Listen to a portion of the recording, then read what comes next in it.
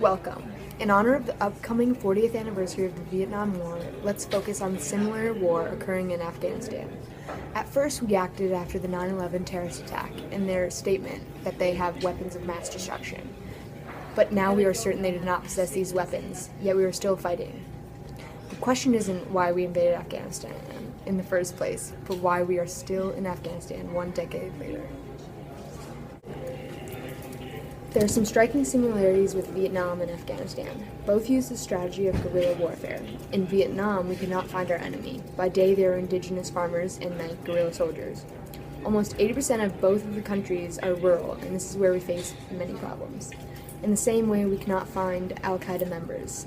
There are less than 100 Al-Qaeda left in Afghanistan. There are over 600,000 Afghan and international forces there to fight them.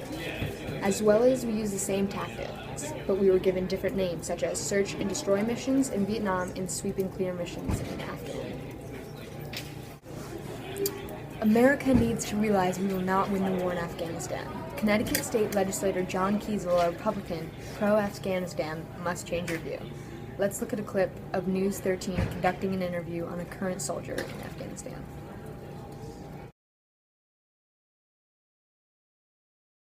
This is Mackenzie Wood here, and Grace Hardy, reporting live from the depths of Afghanistan. We are accompanied by Daisy Alaska, and is it okay if we ask you a few questions? I guess so. What are the everyday conditions you are fighting in? 374 days and 12 hours later, the conditions are still as harsh as they were the first day I stepped off the helicopter. Can you tell your enemy apart from the locals? And, similar to Vietnam, the enemies blend in with the locals. So are the civilians safe? No. Every day, more and more civilians are killed due to the uncertainty of who's who.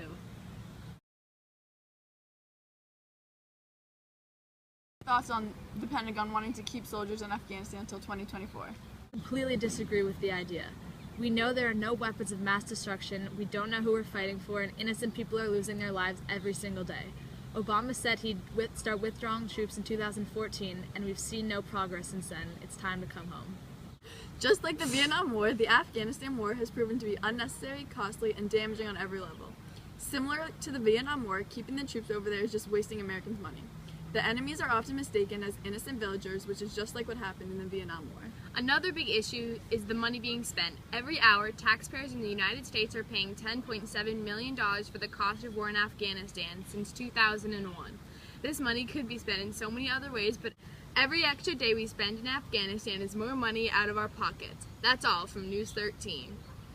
There you have it, America. Pull troops out of the war in Afghanistan, which we are incapable of winning. Do not make soldiers stay until 2024, so casualties do not increase over the current 7,000 deaths, and we do not spend any more money than the $6 trillion.